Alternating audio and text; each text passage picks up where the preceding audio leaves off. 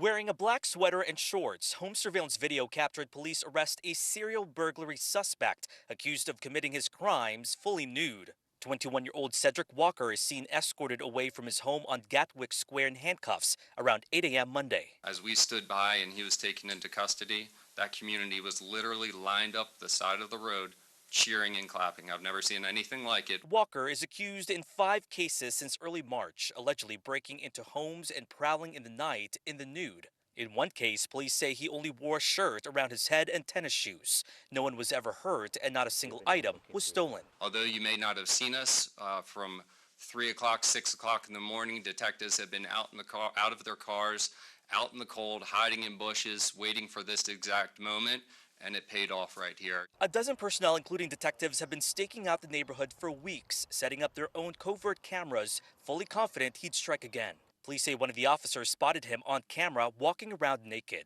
They quickly launched 2 drones and caught him running away from officers and back to his home. Police say it took roughly 3 hours after he was found to finally surrender. At least you can go to bed at night without wondering if somebody's going to get in your house, and nude at that. Diane Blevins says neighbors have been on alert for weeks. Nobody wants that to happen, especially in your backyard. Walker is facing charges of burglary and indecent exposure. Chief Kevin Davis hopes to keep him locked up and seek treatment behind bars if he does have a mental health issue. He can't help himself, I believe, but to continue to commit these crimes, and they will graduate to something more serious. We know the suspect does not have a criminal record, but like many of you, we want to know the motive, and that's what police are trying to figure out right now. They are hoping to talk more with Walker's family to learn more about him and what they potentially knew. In the meantime, I actually happened to run into Walker's family as we were trying to get reaction from their neighborhood. They quickly turned me away, but one woman at that home told me, quote, "He is sick." In Fairfax, I'm Matthew Torres, WUSA 9. Watch a keen-nosed Colorado canine locate a missing girl just minutes after arriving to help. Arapahoe County Sheriff's officials were called to a neighborhood by a panicked mother who had been separated from her 7-year-old at a local park for nearly 2 hours. No sooner than sheriff's deputies started the search, they put their canine Rex to work, using the girl's shoes for a scent. The department says within 12 minutes, the dog picked up the trail and the girl was soon located, leading deputies on a short chase. She was okay, albeit a little shaken up, but was calmed down thanks again to Rex. She would like to pet Rex, who soothed the situation with some friendly puppy love. He's a nice puppy, huh? He helped us find you. You know, very good dogs deserve very good treats, and one Michigan neighborhood is now sporting a community toy and treat box stocked with knickknacks and nummies for dogs on the go. There's about 20, 30 dogs always walk past our house, so we're like, hey, what can we do to help? Warren resident Trisha Rowe built the Doggy Stick Stop, a twist on the popular Little Lending Library idea, but instead packed with dog toys, tennis balls, treats, and poop bags. Locals are loving the idea so much, the Stick Stop now has goodies donated from local businesses. People helping people, and poochies. Well, hot dog. Finally, treats are no more for this gorilla in Germany, but not because she's a bad girl, it's because she's a golden girl. Fatou, the world's oldest gorilla in human care, just celebrated her 69th birthday at the Berlin Zoo. She now gets her own private quarters away from the rest of the pack, but also, due to sugar restrictions, has had to give up fruit from her diet. And she doesn't exactly look thrilled about it. Oh good, more vegetables.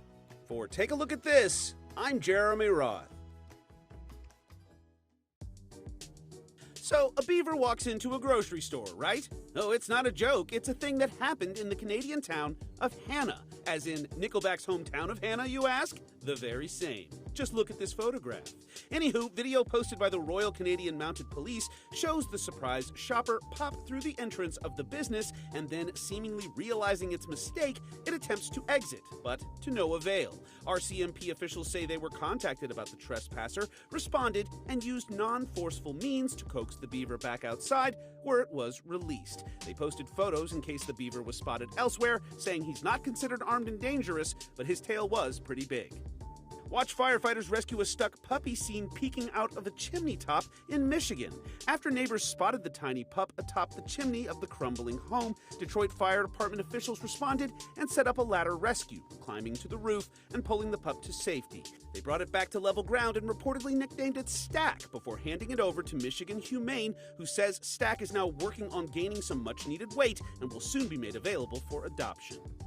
Finally, watch a group of Utah runners put the fast in fast food in an attempt to break the most fast food eateries visited in a 24-hour period.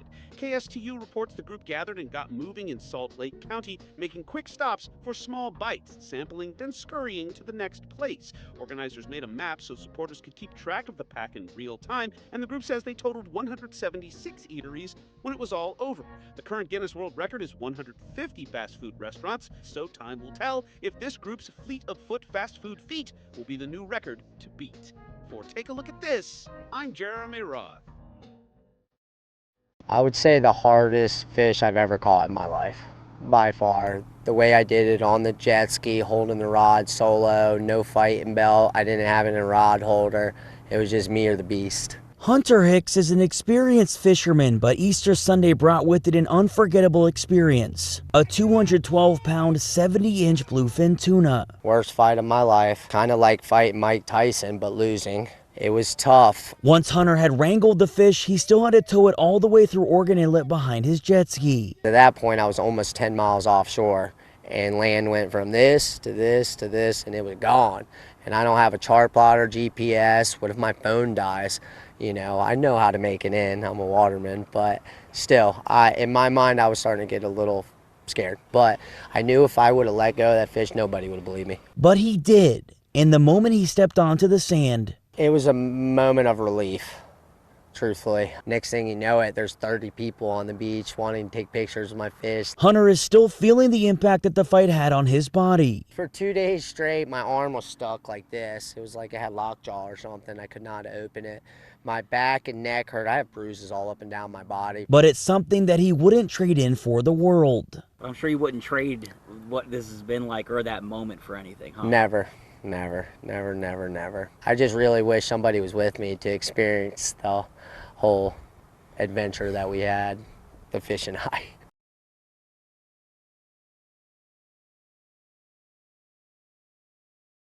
Park Zoo staff addressing the elephant in the room. Alice, our Asian elephant, was able to break a section of welded steel. But it wasn't a room. It was out on the zoo's public walkways. And went out into a guest area of the biopark, explored. She had some plants, she had some trees. Staff were alerted at 7:20 a.m. on Sunday that Alice had left her habitat, immediately triggering their emergency protocols. We were able to secure the perimeter, have our zookeepers come and start recalling her back. Good girl, Alice, come to me. Alice returning to her habitat using the same recall method like she is here. Good girl, Alice, come to me, move out. Proving the saying, elephants never forget. Good girl, Alice, all right. The water pond section of the elephant's habitat is currently off limits as the staff reinforce the steel. We've added some more pillars and steel to make sure that this does not ever happen again. They say they continue to look for weak spots in other habitats, using Growth Receipts tax money to modernize them. I think the biopark's a very safe place to be, and I think this incident shows that all of our measures and tools worked. Staff was safe, the public was safe, and Alice the elephant was safe. The people have spoken. This wild image of an Iberian lynx playing with its food snagged the Wildlife Photographer of the Year Naveen People's Choice Award. Named Flying Rodent, the caught-on-camera moment in Spain gives us a glimpse of the young cat tossing around its prey before making it into a meal, a common practice for these animals. The National History Museum of London says the prize-winning pick beat out 60,000 entries for the top spot in an online vote. The cat is not the only show-stopping pick. 4 photos also noted as highly commended. Family Rest, showing a mama polar bear and her 3 cubs stopping for a snooze in the summer heat of Canada. Dancing in the Headlights, a silly but not necessarily safe scene of young bear cubs wrestling in the middle of the road in Jasper National Park. Beauty Against the Beast, highlighting the juxtaposition between nature and industry in Namibia. And Never-Ending Struggle, a gruesome scene showing a deer's antler stuck to the remains of a rival that died during battle. These award-winning images are on display at the Natural History Museum of London through mid-July.